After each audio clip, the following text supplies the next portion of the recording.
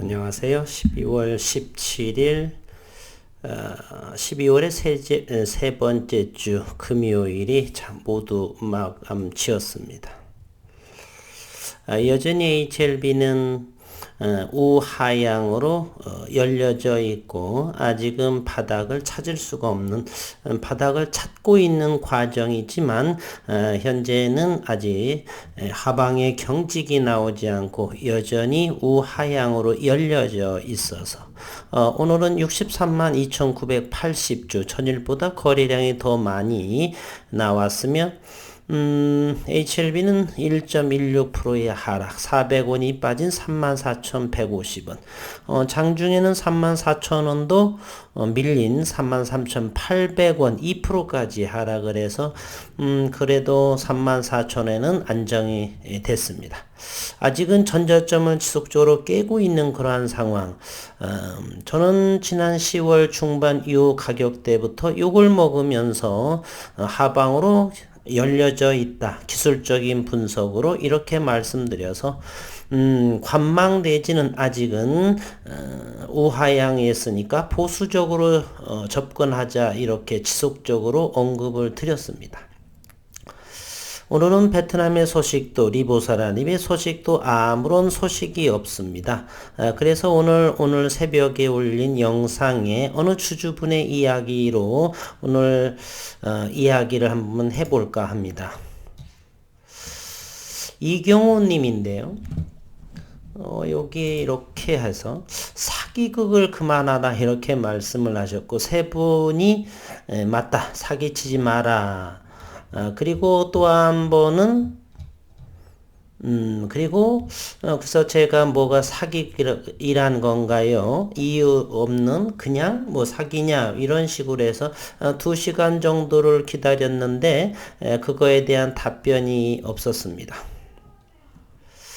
세로이나 새통수나 그 나물의 그 밥이다. 어찌 보면 새통수보다 더 나쁜 것 같아요 라고 해서 옳다 이렇게 또 세 분께서 하셨네요. 이유는 한번 들어보자 하면서 왜 더 나쁜지 하면서 이렇게 제가 달았습니다. 역시 답변이 없어서 이 부분을 채널에서 삭제를 시켰습니다. 새통수라는 분은 유튜버이시죠. 제가 3번 정도를 봤는데 3번의 영상을 어느 정도 그것도 앞부분만 들었는데요. 몇 마디 얘기를 제가 좀 하겠습니다. 제가 알고 있는 이분은 10년 정도 되신 분이시고 그리고 인버스를 하시는 분이고 그리고 기업에 대한 어떤 환경 펀더멘탈은 전혀 모르시는 분 직접 그분께서 말씀을 하셨고요. 그러나 이런 부분은 대단히 난센스입니다. 기업의 환경을 모르면서 인버스를 하시더라고요. 인버스라고 하는 것은 파생 상품입니다. 파생 상품이라고 하는 것은 저 같은 물리학자나 수학을 하신 분들이 상품을 개발하는 것이죠. 파생 상품은 선물 옵션, ETF, 인버스, 곱벌스 뭐 이런 부분들 전부 다 동칭으로 파생 상품이다 이렇게 말합니다. 파생 상품들은 전부 다가 훨씬 더 기업 분석을 잘해야 됩니다. 국내의 기업 환경, 글로벌 환경에 대해서 철저히 기업을 분석을 해야지만 인버스 같은 것을 하는데 그 부분 자체가 난센스이고요. 그리고 기업은 모르면서 기술적 분석을 하신다는데 기술적 분석이라고 하는 것은 추세를 분석한다든지 패턴을 분석한다든지 장세 또는 추세의 지표, 모멘텀의 지표 또는 변동성 또는 시장의 강도, 시장 동향의 이러한 부분들을 조사하는 것이 기술적 분석임에도 불구하고 그 부분에 이렇게 영상을 제가 앞에 부분만 봤었죠. 1, 2분 정도 차트 선을 긋고서 선 긋고 뭐하고 그러면서 그것이 전부 다 기술적 분석에 끝마치고 나머지는 온통 본인의 이야기를 하고 있습니다. 그리고 주식을 10년을 하셨다라고 하는데 주식을 10년 하신 분은요. 주식을 가장 원활할 때 주식을 하신 것입니다. 2000년 전에는 가장 힘들었던 부분이 바로 98년 11월에 일어났던 IMF 그리고 2001년도 9.11 테러 2008년도 리만 브로더스의 모기지 사태 등등이 굵직굵직한 큰 폭의 주가의 조정이 나왔던 그러한 상황. 그리고 2010년 이후에는 그렇게 에볼라 바이러스나 이런 정도의 몇 개 정도를 제외하고는 그렇게 큰 글로벌 시장에서 문제가 되던 금융시장을 동요를 일으킬 만한 어느 곳에서의 모라토리엄, 채무불이행 이런 부분도 나오지 않은 상황이었었고 대단한 안정적인 그러한 시대에서 주식을 10년 정도 하신 분이라면 그 정도랍니다. 그리고 기술적 분석을 하신 분임에도 불구하고 조금 전에 말했던 그런 추세 분석, 패턴 분석 등등의 일치 언급을 하지 않습니다. 그래서 저하고는 전혀 다른, 사실은 기술적 분석은 미국에서 하루에만 해도 수백 개씩의 신기술적 분석이 일어나고 있습니다. 꿈을 찾아서 기술적 차트를 가지고서 알고리즘 만들고 시뮬레이션을 해서 마치 연금술사처럼 금을 만들어낼 수 있는 차트에서 매수 신호가 뜨면 바로 달려갈 수 있는 그러한 것을 꿈꾸는 공학도 순수과학 이러하신 분들이 대단히 많지요. 저도 한때는 그거에 대해서 10여 년 이상을 몰두해서 연구했던 프로그램 짜고 그랬던 적이 있었습니다. 그럼에도 불구하고 이 세통수라는 분은 어쨌건 제가 알기로는 그런 분인데 도대체 그분하고 저를 비교한다는 것이 정말로 자존심이 상해요. 그래서 제가 물었잖아요. 이유는 한번 들어봅시다. 왜 더 제가 나쁜지. 저는 10월 중순에 현재도 이어지고 있습니다. 조정 장세라고요. 특히나 12월 10일 정도 이후에 연말에 산타랠리라든지 12월 랠리가 사라진 지가 오래돼. 과거에는 그러한 용어들이 있습니다. 여러분 중 혹시 산타랠리로 해서 주가가 폭등한 적이 있으신가요? 거의 오래되신 분들은 최근 들어서 2010년 이후에는 본 적이 거의 없을 것이에요. 이렇게 밑도 끝도 없이 이렇게 더 나쁘다 뭐하다 영상을 한번 봤는지 뭐 했는지는 모르겠지만 이러한 것이 오히려 더는 더 범죄 행위다라고 생각을 합니다. 그래서 우리 저의 구독자나 이런 식구분들한테 이러한 부분 어떤 영상을 보게 되면 마음에 들지 않으면 최소한 이런 부분을 쓰지는 않아야 되겠죠. 그리고 또 하나 이제 부탁드리고 싶은 말씀은 저는 제가 생각하기에 저만 이렇게 기업적인 분석, 기술적인 분석을 다 하고 그리고서 많은 분들께서 문의를 하게 되면 저는 댓글을 거의 다 달아드립니다. 혹시 저 말고서도 어떤 주식하는 유튜버에게 댓글로 문의를 하게 되면 일일이 답변을 달아주시는 한 분이라도 계시면 저에게도 소개를 한번 시켜주십시오. 저도 그분과 친구가 되고 제가 잘 이해되기가 어렵고 그런 부분은 그분하고 이렇게 교류를 하면서 대화 한번 해보고 싶습니다. 근데 저는 많이는 보지는 않았고요. 저는 잘 보지를 않지요. 왜냐하면 20몇 년 동안 이렇게 기술적인 공학도 순수과학을 하면서 이러한 부분들을 공부를 한 사람이 5년 10년 정도 하신 분들 그분들보다는 제가 주식책을 적게 보았을 리도 없고요.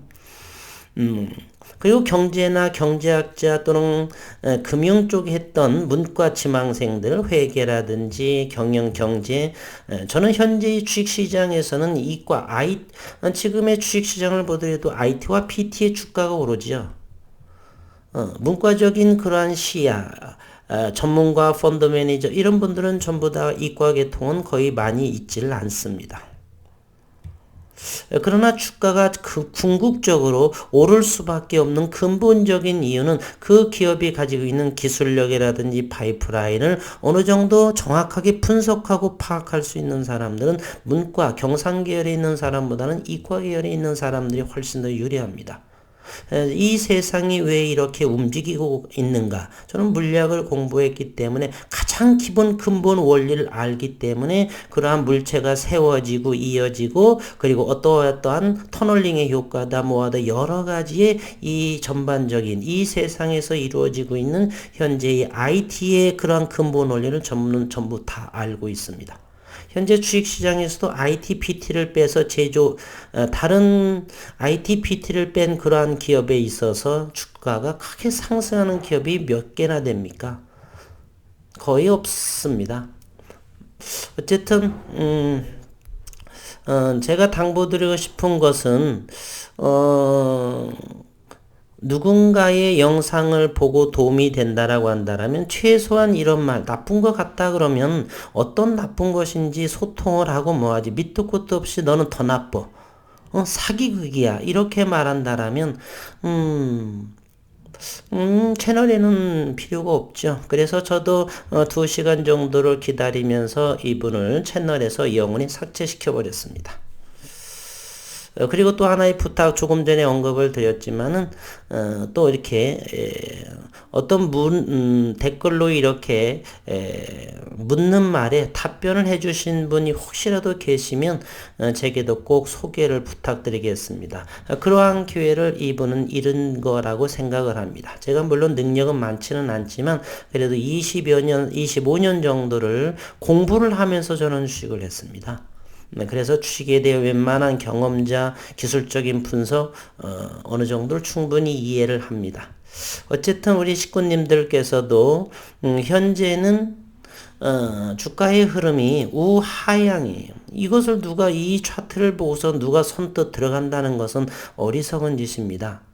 최소한 21선을 뚫고 기간 조정이 거치면서 물론 V자 반등이 나올 수도 있지만 그것이 바로 사실은 HLB에 있어서 베트남의 나노젠의 나노코박스 긴급 승인이었는데 그것마저도 저는 잠시 잠깐이라고 여러 차례 언급을 드렸었죠. 아직은 나오지도 아예 언급조차도 하지 않고요. 따라서 당분간은 조금 더 보조지표 상으로서는 가장 지나치게 많이 팔았다는 사람들 틈에 나오고 그러한 상황이 되기까지 그리고 대주주 요건 12월 28일까지는 어느 정도 현금을 보유하고 단기일지라도 장기는 말할 것도 없고 단기일지라도 현금을 쥐고서 시장을 여전히 위기에서 기회장으로 올 때까지 새벽녘에도 말씀을 드렸지만 미국 오마하의 현인 워렌 버핏은 날아오는 공을 지켜만 본다. 그리고 가장 좋은 공이 왔을 적에 배트가 나간다. 현금을 쥐고서 여전히 우하향인 주가를 지켜볼 수밖에 없는 상황이고요. 조금만 더 저는 생각이 조금 더 지나가게 되면 투매가 마무리되고 하방 경직의 자리가 어느 순간에 조만간 오래지 않아서 다가올 것이다. 저는 이렇게 생각을 합니다. 그래서 기회가 오면 가장 발바닥은 아니지만 발목 정도에서 충분히 낮은 가격에 사서 기다림을 통해서 큰 수익을 내실 수가 있다. 저는 이렇게 생각을 합니다. 오늘 잠시 금요일 HLB는 1.16 34,150원이고요. 그리고 오늘 공매도는 3만 주 정도가 나왔고 평균가는 34,180원에 해당이 됩니다.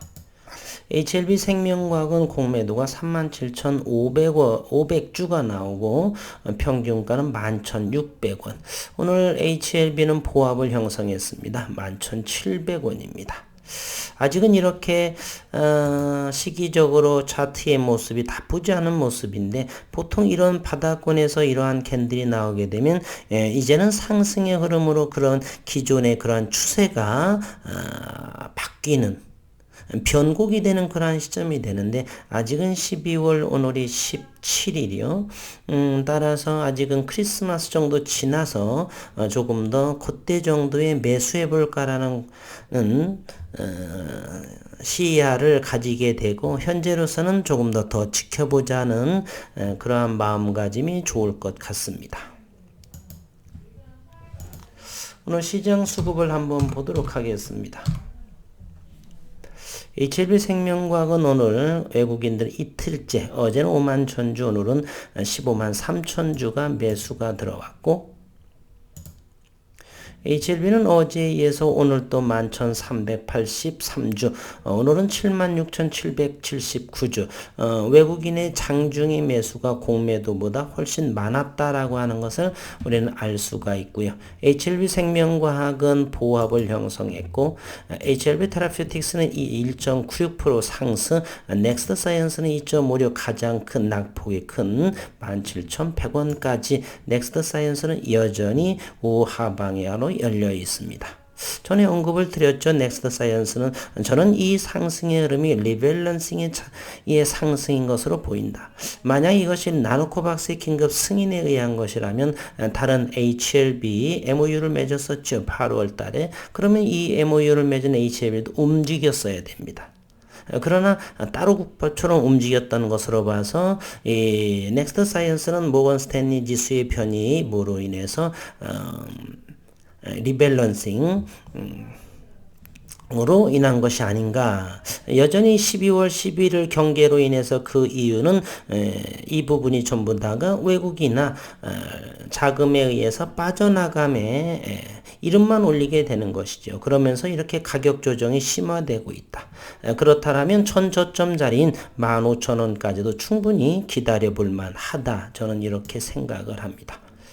이래저래 모든 HLB 그룹주들은 전부 당분간 오늘 금요일이고요. 다음 주도 역시 시장을 예의주시하게 바라보되 기회의 모습으로, 그리고 아직은 사지는 말고 기회의 시장이 점점 다가오고 있다. 현재는 관망하는 시기다. 보수적인 접근 방법의 기간이다. 이렇게 결론을 정리해서 말씀드리면 그렇습니다. 차후에 좀 더 다른 말씀을 드리고, 오늘은 조금 화가 조금 나서, 정말 저는 10월 중순 이후로 단 한 번도 고점에서 팔지 마라 사라 이런 이야기도 없고, 정말 냉철하게 가급적 우리 식구님들께서 가장 낮은 주가에 살 수 있도록 제가 도와드린다라고 했었고, 본격적으로 살 시기는 아니다라고, 단기적인 관점에는 사봐 보겠다. 저는 3번 정도 했던 것 같은데, 그래서 어느 정도 영 아니다 싶어서 팔았다라고, 익절했다라고 하고요. 있는 그대로 말씀을 드렸는데, 더 나쁘다 뭐하다, 정말로 자존심이 상합니다. 10여 년도 안 된 구독자 수는 많지만 전혀 개의치 않습니다. 그리고 이런 오래되지 않으신 분들은 주가의 상승 시기 때는 늘 잘 따라갑니다. 그러나 진정한 차이는 바로 이렇게 약세장에서 언제 사야 될 것이고 아무 때나 손 그고 사는 게 아니에요. 그것은 주식의 경험상으로서 이렇게 말씀을 드린다. 그래서 다시는 이분은 저보다 더 나은 사람과 어느 시기에 이렇게 소통을 하고 주거니 받거니 할 수도 있겠지만, 글쎄요. 그런 분이 저는 단 한 명도 제가 댓글에 대해서 달린 적도 없었고, 한 몇 분에 대해서 조금 다뤄봤는데 돌아오는 것은 거의 없었던 것 같습니다. 혹시 이렇게 소통을 잘하는 그러한 주식 유튜버가 있으시다면 제게도 한번 소개해 주시기를 거듭 당부드리면서 한 주 동안 수고 많으셨습니다. 영상 여기서 마치도록 하겠습니다.